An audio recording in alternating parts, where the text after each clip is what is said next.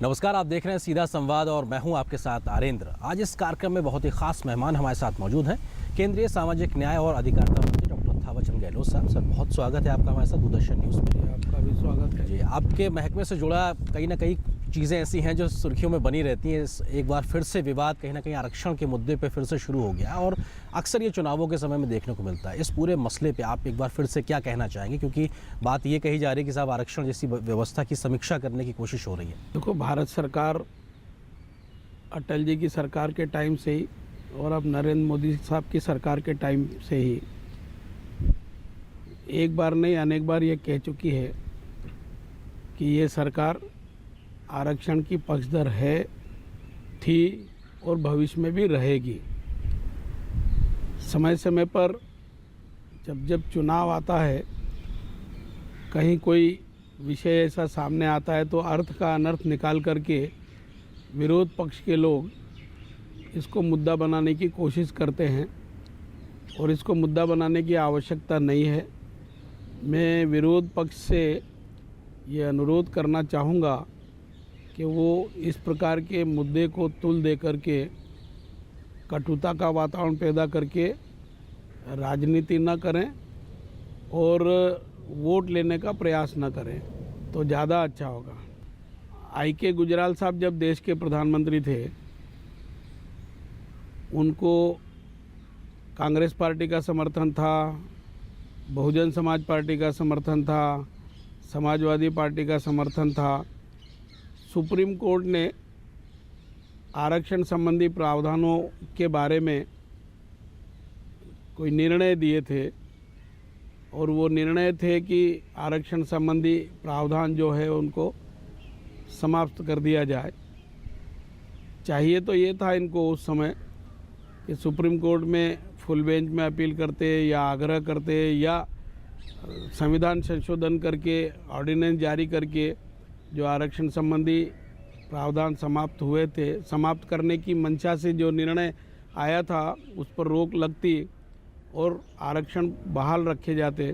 परंतु आई.के. गुजराल साहब की सरकार के टाइम 5 कार्यालयीन आदेश जारी हुए थे और उसमें आरक्षण संबंधी जो प्रावधान थे उनको समाप्त करने का आदेश देशव्यापी जारी हुआ था और उसके कारण ये हो गया था कि भारत के संविधान को आरक्षण संबंधी प्रावधानों की दृष्टि से रद्दी की टोकरी में डाल दिया।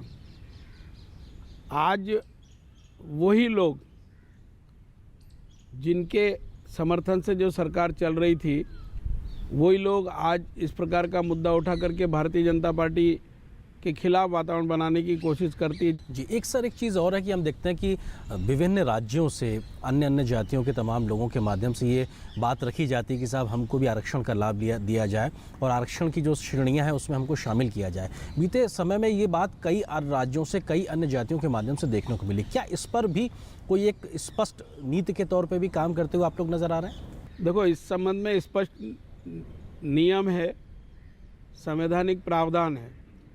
जब संविधान बनाया गया तो उसमें इन सब विषयों पर विचार विमर्श करके और 1950 में अनुसूचित जातियां आदेशित हुई और संविधान में प्रावधान किया और अनुसूची में उसका उल्लेख किया, अनुसूचित जातियां और जनजातियां आदेश 1950, और उसमें उन सब जातियों का उल्लेख है जिनको अनुसूचित जाति में दर्ज किया गया है।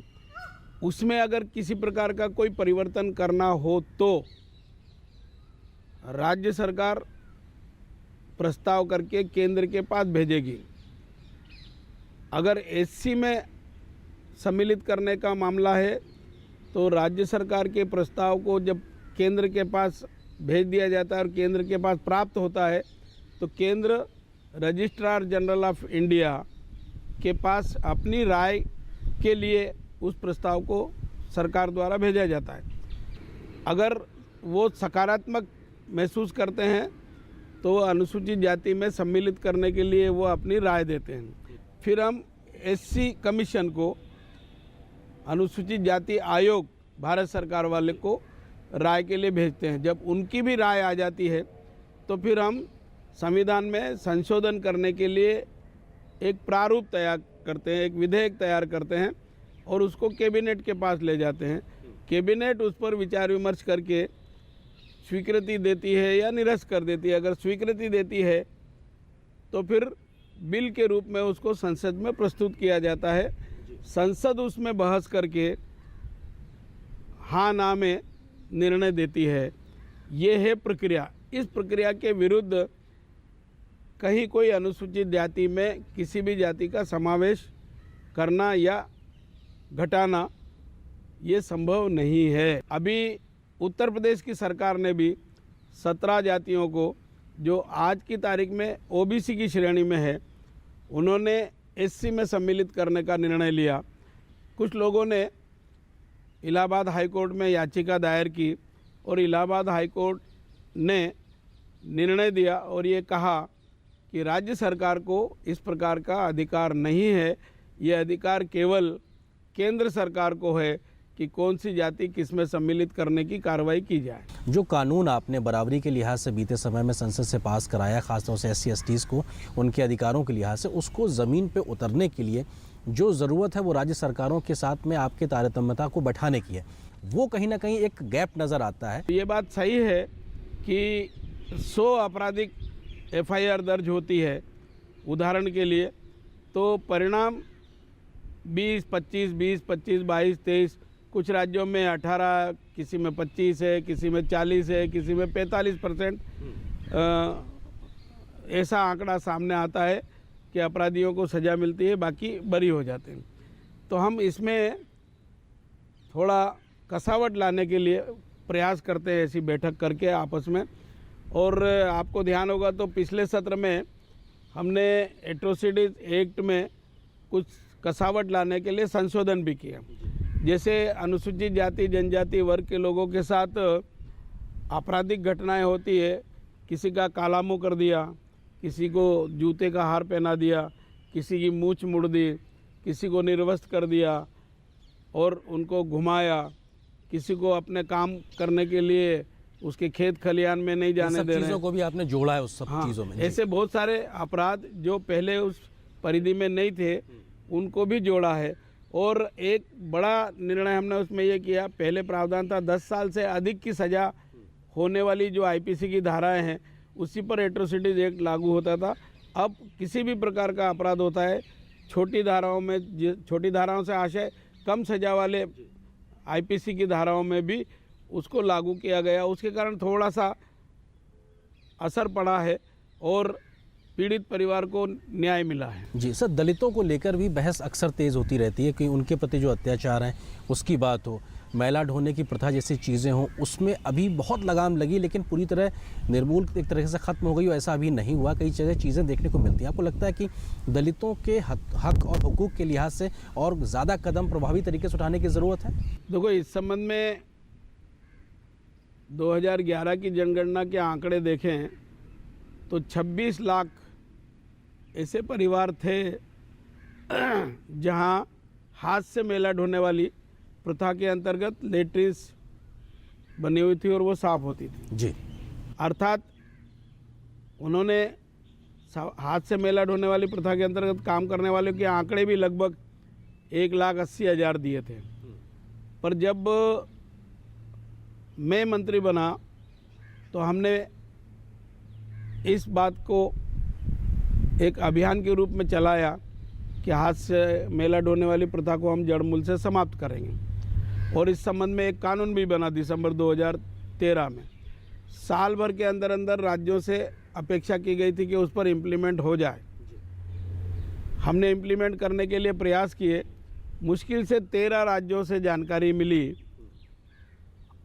कि 15,000 के आसपास संख्या सामने आई कि हाथ से मैला ढोने वाली प्रथा के अंतर्गत काम करते हैं। उसमें लगभग 12,500-13,000 उत्तर प्रदेश के थे। हमने उसमें से टोटल में से 12,500 के आसपास जो आइडेंटिफाई हुए थे और उनके अकाउंट नंबर हमको मिल गए थे। क्योंकि डायरेक्ट बेनिफिट ट्रांसफ़र स्कीम के अंतर्गत उनके खाते में ही पैसे भेजना था, तो राज्य सरकारों के माध्यम से अकाउंट नंबर मंगाए, कैंप आयोजित किए और उनको उनके खाते में पैसे भेज दिए और उनका उसको लेटर दे करके, प्रमाण पत्र दे करके ये कहा कि आपका ये पैसा 40,000 रुपये एक मुश्त आपको मिले हैं जी। फिर उसके बाद हमने उनको स्वावलंबी बनाने के लिए सफाई कर्मचारी वित्त विकास निगम से ट्रेनिंग भी दिलवाई और कारोबार करने के लिए ऋण सुविधा भी उपलब्ध करवाई 4% और 3% वार्षिक ब्याज की दर पर। मैं इस अवसर पर एक उल्लेख करना चाहूँगा, हमने लगभग 500 बहनों को जो हाथ से मेला ढोने वाली प्रथा के अंतर्गत काम करने वाले परिवारों से संबंधित रही है, उनको commercial driving licence, motor mechanical की ट्रेनिंग और जूडो कराटे की ट्रेनिंग भी दी और उसमें से लगभग 125 के आसपास को नौकरी भी दिलवाई। और अब उसमें से कुछ बहनें सफाई कर्मचारी वित्त विकास निगम से ऋण लेकर के स्वयं की गाड़ी लेकर के और टैक्सी के रूप में या जो भी जैसा उपयोग करना है वो करने लगी है। कुल मिलाकर आज की तारीख में ये 15,000 से ज़्यादा के आंकड़े हमारे सामने उपलब्ध नहीं हो रहे। आपसे ये बातचीत हम जारी रखेंगे और बातचीत के दूसरे अंक में हम जानने की कोशिश करेंगे कि सामाजिक न्याय की लड़ाई के अलावा आर्थिक मोर्चे पे सरकार के माध्यम से किस प्रकार के प्रभावी कदम उठाने की कोशिश की गई। फिलहाल सीधा संवाद में एक छोटे से ब्रेक के लिए रुकते हैं। मैं ये नहीं पूछूंगा कि आप शौच के लिए कहाँ गए। मैं ये भी नहीं पूछूंगा कि अगर आप खुले में शौच के लिए गए तो क्या आपने अपने बच्चे की जान को खतरे में डाला? क्या आपके गांव की बच्चियों को खुले में शौच करते हुए किसी ने बुरी नजर से देखा? आप खुद समझदार हैं, सक्षम हैं। आप ये तो जानते ही होंगे कि हमारे देश में 70,000 से ज्यादा गांव के लोगों ने खुले में शौच की प्रथा को खत्म कर दिया है। गांव के बच्चे, महिला, पुरुष सब इस लक्ष्य में जुटे। निगरानी समितियां बनी जिन्होंने खुले में शौच कर रहे लोगों को समझाया, शौचालय बनाए, उनका इस्तेमाल करना सिखाया। क्या आपका गांव भी बनेगा खुले में शौच से मुक्त? आइए स्वच्छ भारत अभियान से जुड़िए। अब नहीं तो कब?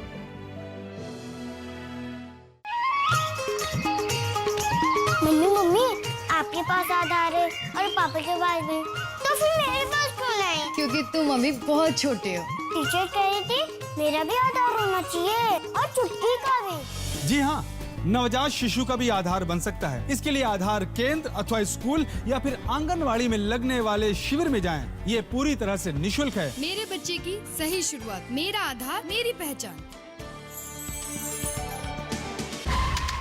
रोहिणी दिल्ली 2014 डॉक्टर संजीव का अल्ट्रासाउंड क्लिनिक।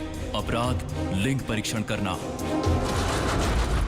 कुरुक्षेत्र हरियाणा 2015 तांत्रिक बाबा। अपराध लिंग चयन में सहयोग व प्रचार। फरीदकोट पंजाब 2014 गर्भवती महिला के पति और सास। अपराध लिंग परीक्षण करवाना।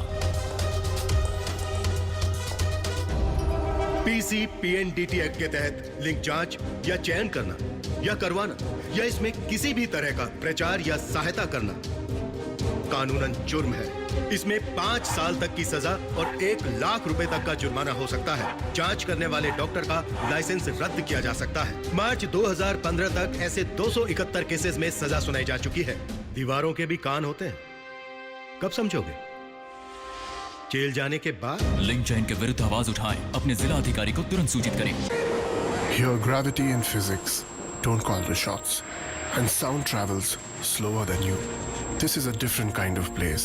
That's why we're looking for different kind of people, for whom excellence is not a job, but a way of being, be it in the sky or on the ground. We are looking for an invincible team of invincible people. People who are a cut above. Join the Indian Air Force to be a cut above. भाग भाग, अरे भाग! ओहो, चप्पल नहीं पहनी पकड़ा गया ना। देखा आपने लापरवाही का नतीजा है। ऐसे ही पोलियो की खुराक न लेने से पोलियो आपके बच्चे को पकड़ सकता है। भारत पोलियो मुक्त है पर दुनिया नहीं। ये वायरस दोबारा देश के अंदर प्रवेश कर सकता है। इसलिए जन्म से लेकर के 5 साल तक हर बार अपने बच्चे को पोलियो की खुराक दिलवाइए। राष्ट्रीय पोलियो चक्र 29 जनवरी 2017। 2 बूंद हर बार, जीत रहे बरकरार। People think techies are chained to their desks. Not me. I run UAVs. You know, drones. I have to say, it's pretty awesome. I grew up playing video games. And who would have thought that'll help me defend my country? Not my mom at least. We get there first and see what's around the corner so that there are no surprises for the rest of the team. We go everywhere, working with the latest and the best technology. But no Facebook. We are India's most exciting workplace, and we are making you an offer. The Indian Army. Live a life less ordinary. अब मैं अपने life की सबसे बड़ी movement lead करने जा रहा हूँ, जो इंडिया के लिए बहुत जरूरी है। आपको खड़ा होना पड़ेगा मेरे साथ, टीम स्वच्छ भारत मिशन का हिस्सा बनकर, और हम सब मिलकर एक ऐसा इंडिया बनाएंगे जहाँ हर कोई टॉयलेट यूज करता हो, क्योंकि जब सब टॉयलेट यूज करेंगे तो सब प्रोग्रेस करेंगे।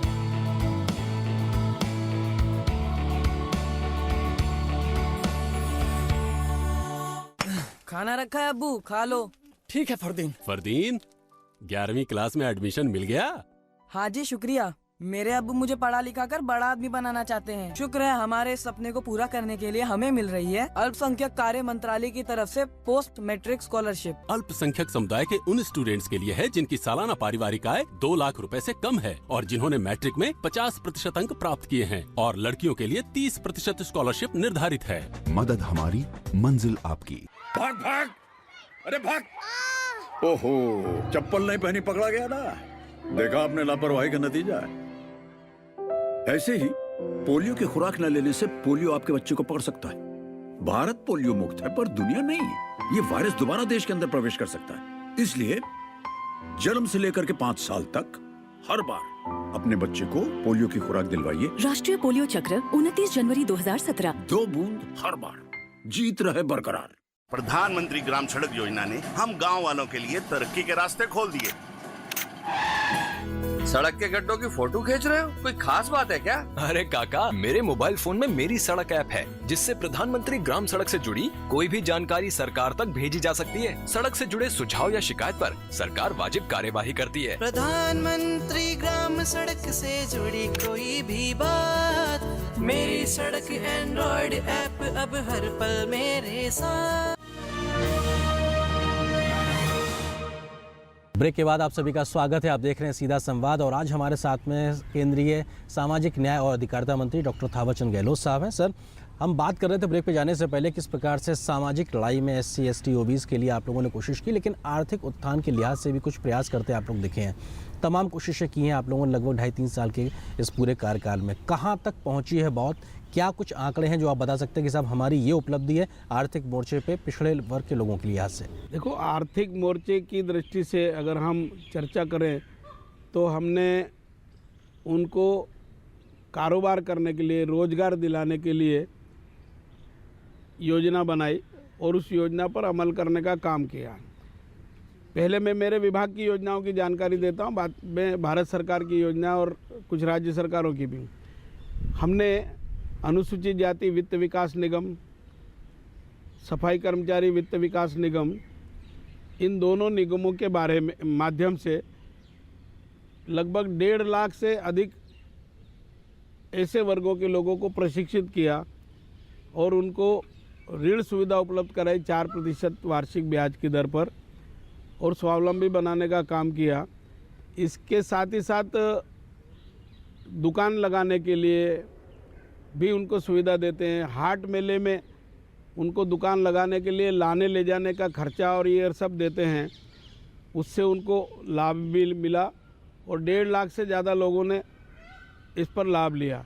पिछले साल वेंचर कैपिटल फंड स्थापित किया था, 200 करोड़ का वेंचर कैपिटल फंड था। उसमें हम उनको ऋण सुविधा उपलब्ध कराते थे और उद्यमिता के क्षेत्र में एंटरप्रेन्योर्स के रूप में उनको आगे बढ़ाने की कोशिश करते थे। 200 करोड़ की योजना वित्तीय गारंटी योजना के माध्यम से उनको इसी प्रकार के उद्योग लगाने के लिए हमने उपलब्ध कराए थे। करीब 5 करोड़ से अधिक की धनराशि विशेषकर महिलाओं के लिए पाली हाउस वगैरह ग्रीन बिजनेस योजना के अंतर्गत हमने इनको उपलब्ध कराए। इसमें 5 करोड़ से बाद में ज़्यादा लाभान्वित हुए थे।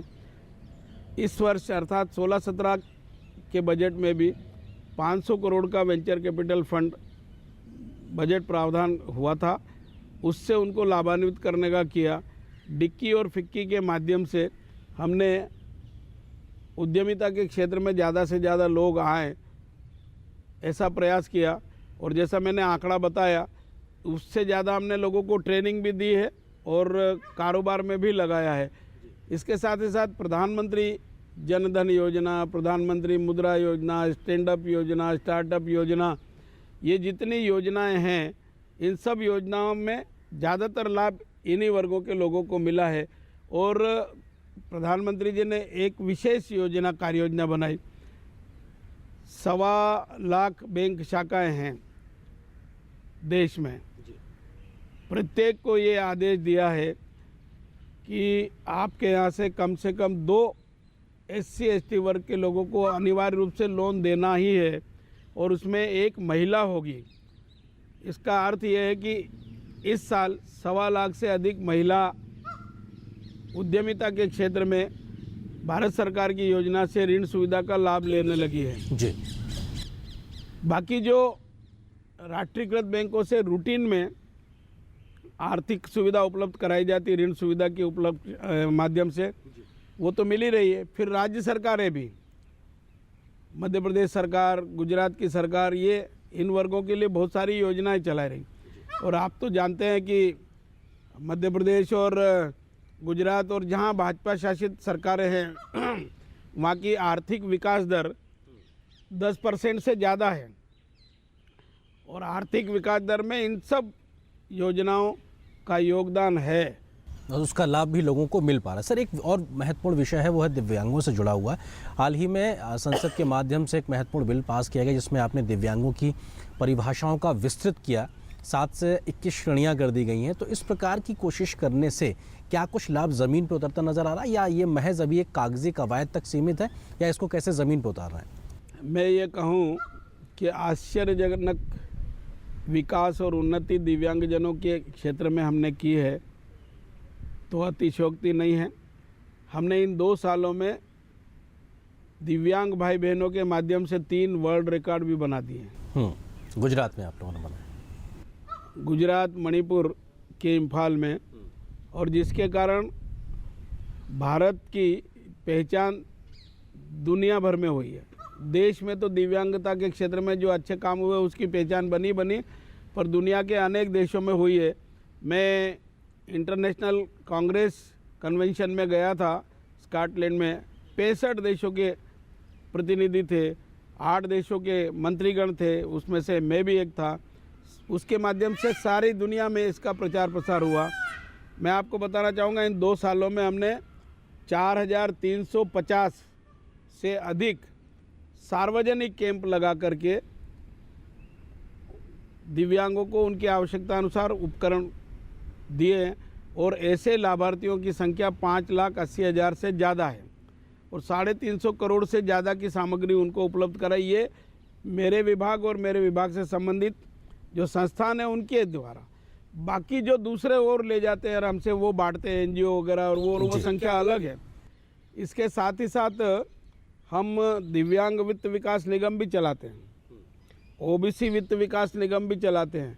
उनके माध्यम से भी ट्रेनिंग देते हैं, और ट्रेनिंग के बाद उनको स्वावलंबी बनाने के लिए ऋण सुविधा भी उपलब्ध कराते हैं। हमने इन 2 सालों में 46,000 से ज़्यादा लोगों को प्रशिक्षित किया है, कौशल प्रशिक्षण दिया है, और ऋण सुविधा भी उपलब्ध कराई, और ऋण के ऊपर ब्याज की दर वही है 4%। तो इस प्रकार से हमने इन क्षेत्रों में भी किया है। फिर ब्रेल भाषा की पढ़ाई, संकेत भाषा की पढ़ाई करने के लिए जो जो आवश्यकताएं रहती, ब्रेल प्रेस आदि की, वो सब स्थापित किए हैं। और हम 80% से ज़्यादा जो दिव्यांग है, खड़े ही नहीं हो सकते, चलना तो दूर की बात है, उनको मोटर से चलने वाली मोटराइज्ड ट्राईसाइकिल देते हैं। हमने अभी लगभग 2,500 से ज़्यादा ऐसी मोटराइज्ड ट्राईसाइकिल दी है, और उनको 25-50 हज़ार रुपये ऋण सुविधा भी देते हैं, और उसके पीछे एक बक्सा लगाते हैं। कोई आइसक्रीम बेच रहा, कोई पेपर बेच रहा, कोई दूध के पाउच बेच रहा, या छोटी मोटी सामग्री बेच करके पहले वो परिवार के ऊपर या माँ बाप के ऊपर डिपेंड रहते थे, अब वो कमाई करके माँ बाप और परिवार वालों की सेवा करने का भी काम करने लगे। हमने ये कह सकता हूँ मैं कि इतना विकास किया है कि इसके पहले कभी भी ऐसा नहीं हुआ। जी, एक चीज़ और है कि इस जो काम आप लोग कर रहे हैं इसमें एनजीओ का भी महत्वपूर्ण रोल होता है, लेकिन एनजीओ के काम करने के तरीके पे भी कई सवाल उठते रहे और वर्तमान में भी उठ रहे हैं। क्या उस एनजीओ की मॉनिटरिंग को लेकर भी कुछ और सख्ती के साथ में आप लोग काम कर रहे हैं? मैं आपके इस प्रश्न के उत्तर के पहले 1 मिनट और लेना चाहूँगा। हमने नया एक्ट बनाया दिव्यांगता के सशक्तिकरण के लिए, 7 से 21 श्रेणियाँ कर दी। अब कोई भी दिव्यांग व्यक्ति किसी भी प्रकार का हो, सरकार और राज्य सरकार की योजनाओं से वंचित नहीं होगा। हमने उनके लिए राष्ट्रीय स्तर पर यूनिवर्सल आइडेंटिटी कार्ड बना कर देने का निर्णय लिया, काम प्रारंभ कर दिया। आज की तारीख में जो परिचय पत्र बनता है वो एक ज़िले से दूसरे ज़िले में नहीं चलता, अब ये सारे देश में चलेगा और उसका भी लाभ मिलेगा। पहले इनको नौकरियों में आरक्षण 3% था, अब हमने 4% कर दिया। शैक्षणिक दृष्टि से 5% आरक्षण उच्च शिक्षा के क्षेत्र में इनको दिया है, अर्थात कोई MBBS होना चाहेगा, कोई IIM करेगा, कोई IIT करेगा, कोई MBA करेगा, इनको 5% आरक्षण उसमें भी मिलेगा। शैक्षणिक सुविधा की दृष्टि से निःशुल्क और अनिवार्य शिक्षा देने का सामान्य वर्ग के लिए 14 साल 6 से 14 साल तक की समय अवधि में उनको ये सुविधा देंगे। हमने इसमें 18 साल तक का कर दिया, मतलब 4 साल और ज़्यादा समय दिया है। कुल मिलाकर इनका सशक्तिकरण करने के लिए हमने ऐतिहासिक काम किए हैं। एक आखिरी सवाल, आने वाले बजट में हम क्या उम्मीद कर सकते हैं? आपके मंत्रालय से क्या नई चीज़ें हमको देखने को मिल सकती हैं? देखो, हमने इन 2 सालों में बहुत सारी नई योजनाएं बनाई है। इन सब नई योजनाओं को इम्प्लीमेंट करना यही एक ऐतिहासिक काम हो जाएगा। मुझे उम्मीद है देश के प्रधानमंत्री जी दिव्यांगजन सशक्तिकरण के लिए बहुत ज़्यादा रुचि रखते हैं, समय समय पर हमको निर्देश देते हैं, मार्गदर्शन देते हैं, मन की बात में कुछ बात कहते हैं, और उनके कारण ही पहले विकलांगजन सशक्तिकरण होता था, आजकल दिव्यांगजन सशक्तिकरण नाम हुआ है, जिसको सारे देश की जनता ने खूब पसंद किया है। और वो समय समय पर दिव्यांगजनों के सशक्तिकरण के लिए बहुत सारी कार्य योजनाएँ बनाने के लिए हमको निर्देशित करते हैं, और वो हमने बनाई है और उसका लाभ भी मिला है। वो अनुसूचित जाति और जनजाति वर्ग के लिए भी इसी प्रकार की अभिरुचि रखते हैं। सीनियर सिटीजन भी मेरे विभाग के अंतर्गत आता है, उनके उत्थान और उनके सशक्तिकरण के लिए भी बहुत सारी योजनाएं हमने बनाई है। अब हम उनको व्हील चेयर होगी की ज़रूरत होगी तो देंगे, छड़ी की ज़रूरत होगी तो देंगे, अगर चश्मे की ज़रूरत है तो चश्मा बना करके हम देंगे, अगर बत्ती सी लगाने की ज़रूरत होगी तो वो भी हम देंगे। कुल मिलाकर उनके सशक्तिकरण के लिए भी हमने बहुत कुछ करने का प्रयास किया है। मैं ये कह सकता हूँ कि इन 2 सालों में नरेंद्र मोदी जी के मार्गदर्शन में हमारे विभाग को हमने जीवंत बनाया है, वाइब्रेंट बनाया है, सक्रिय बनाया है, चैतन्य बनाया और देश और दुनिया में पहचान कराई। बहुत शुक्रिया सर अपना कीमती वक्त हमारे साथ साझा करने के लिए। तो आप देख रहे थे सीधा संवाद में थावर चंद गहलोत साहब, जिनका साफ तौर पे मानना है समाज के अंतिम पंक्ति में खड़े हुए व्यक्ति के उसके उत्थान के लिए बहुत कोशिशें की गई हैं, नियम कायदे कानून बनाए गए हैं, सख्ती से लागू किए जा रहे हैं और आने वाले समय में इसको और बेहतरी से लागू किया जाएगा। बहुत शुक्रिया अपना वक्त हमें देने के लिए। तो आप देख रहे थे सीधा संवाद, लेकिन DD न्यूज़ पे खबरों का सफ़र जारी रहेगा। नमस्कार।